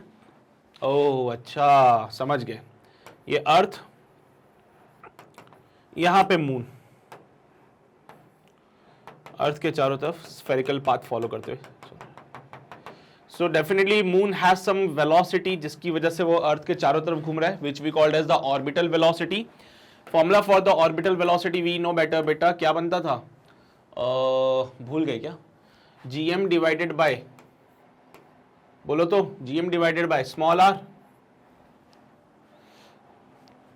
GM divided by small r, पक्का? अच्छा, यहां पे m is the mass for this, है ना। यहां पे अगर आप m की बात करोगे तो m is the mass, r हमें दे रखा है ये रहा, तो बस फाइंड करिए। सो v नॉट दे रखा है, नहीं दे रखा सर, तो क्या करें फिर क्या करें सर? टाइम पीरियड दे रखा है ना, तो टाइम पीरियड से नहीं निकाल सकते क्या ऐसी चीजें? देखो टाइम पीरियड 2π/ω होगा, है ना, तो ओमेगा मिल जाएगा हम लोगों से, तो वहां से नहीं निकाल सकते क्या फिर कुछ करके? चलिए भाई, तो टाइम पीरियड जो होता है 2π/ω होता है। So time period equals to 2π/ω, तो यहां से ओमेगा की वैल्यू आएगी 2π टाइम पीरियड। बहुत ही शानदार। अब ओमेगा मिल चुका है हम लोगों को और हमें निकालना है मास of the earth from this data. बेटा यार तुम भी जानते हो, मैं भी जानता हूं, v equals to omega r होता है, ठीक है। तो v इक्वल्स टू ओमेगा की जगह 2π/t इंटू आर, और v की जगह under root of gm divided by r equals to 2π/t dot r, ठीक है। चलिए भाई, अब दोनों तरफ स्क्वायर कर लेते हैं हम लोग, तो काम आसान हो जाएगा। स्क्वायरिंग बोथ साइड अगले पेज पे करता हूं। अंडर रूट ऑफ gm/r था लिखा हुआ यहाँ पे, gm/r equals to 2π/t dot r, ठीक है। v equals to omega r से स्क्वायरिंग बोथ साइड किया, स्क्वायरिंग बोथ साइड्स। बेटा दोनों तरफ स्क्वायर करने से यहाँ पे बनता है gm divided by r equals to 4π² upon t² dot r² तो एक काम करो, t² इधर लेके आ जाओ बेटा, it comes out be 4π² dot r³ divided by gm। तो यहां से अगर आपको मास ऑफ द अर्थ निकालना है तो निकाल सकते हो, ठीक है। यहां से अगर आपको मास ऑफ द अर्थ निकालना है तो it can be written as 4π² r³ divided by g into t²। यहां से मास ऑफ द अर्थ मिल जाएगा हम लोगों को। एंड वैसे तो एक जनरल फॉर्मूला बता देता हूं मैं आप लोगों को, फॉर्मूला ही बता देता हूं पहले तो, ताकि आपके लिए भी चीजें याद रखना इजी हो जाए। तो t इज इक्वल्स टू, बेटा यहाँ पे देखो फिर से स्क्वायर रूट ले लिया, तो t इक्वल्स टू 4π² का बन जाएगा 2π अंडर रूट में r³ डिवाइडेड बाय gm। सो ये लीजिए भाई, फॉर्मूला बनता है फॉर दिस टाइम पीरियड। अब टाइम पीरियड का फॉर्मूला बन गया, तो यहां से आप चाहो तो अपना वैल्यू पुट कर सकते हो बेटा। तो m का वैल्यू जो बन रहा था, it will B 4 pi square r cube divided by G T square. 4 pi square, चलो ठीक है, तो सॉल्व कर लेंगे। r का वैल्यू कितना है हमारे पास 3.84। चलिए भाई पुट करते हैं। तो m इक्वल्स टू 4 इंटू, बेटा पाई स्क्वायर को अप्रोक्सीमेटली हम यहाँ पे 10 लिख सकते हैं, r क्यूब यानी कि 3.84 इंटू 10 का पावर 8 का होल क्यूब डिवाइड बाय जी का value you know better, it is 6.6 into 10 की पावर माइनस का 11 इंटू टाइम पीरियड कितना था बेटा 27.3 डेज। तो इसको सेकंड्स में कन्वर्ट करना पड़ेगा आपको भी, है ना। तो 27.3 डेज है, तो इसको सेकंड्स में कन्वर्ट किया। So 27.3 multiply by 30 into 86400। ठीक है, तो ये सब पूरा सॉल्व करोगे, then you will get the mass of the earth. Approximately 6 into 10 की पावर 24 होता है बेटा। इसको भी सॉल्व करोगे 10, यही मिलेगा आपको आंसर। ठीक है,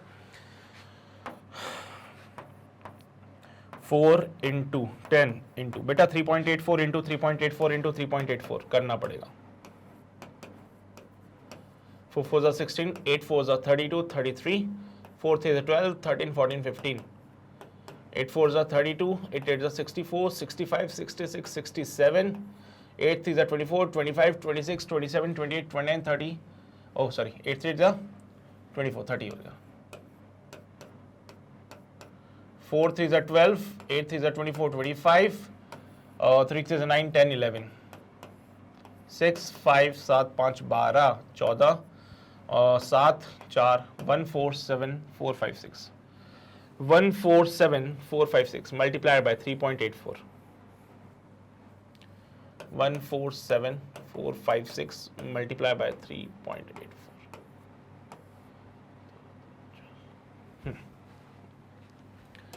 ठीक है, चलिए भाई सॉल्व करते हैं इसको फिर से। इसको सॉल्व किया बेटा, 6 4 24 होते हैं, 5 4 20, 22 हो जाते हैं, 4 4 16, 17 18 हो जाते हैं, 7 4 20, 29 हो जाता है, 16 17 18 होता है, 4 1 4 1 5 हो जाता है। मल्टीप्लाई बाय कैलकुलेशन है भाई, क्या करें अब, है ना। 3.84 का क्यूब, कैलकुलेटर तो होगा नहीं अपने पास में। 8 6 48, 5 8 40, 44, 8 4 32, 33, 34, 35, 36, 7 8 56 and 59, 8 4 32, 32 and 5 37, 8 1 8 9 10 11, 6 3 18, 5 3 15 16, 4 3 12 13, 7 3 21 22, 4 3 12 13 14, 4 3 1 3 4, 10 8 8 16, 4 20 21, 6 6 12, 12 4 12 और बेटा कितना हो गया 9 और 12 21 22 23। ठीक है, 9 3 2 5, 9 8 17, 5 22, 7 5 12, 13 14 15 16, 4 2 6, 4 1 5, 1 2 3 4 5 6 7, 1 2 3 4 5 6 7, 5.666, 5.66 अप्रोक्सीमेटली, है ना, इंटू 10 का पावर 24 डिवाइडेड बाय 6.6 इंटू 10 की पावर माइनस का 11 मल्टीप्लाई बाय 27.3 इंटू 30 इंटू 86,400।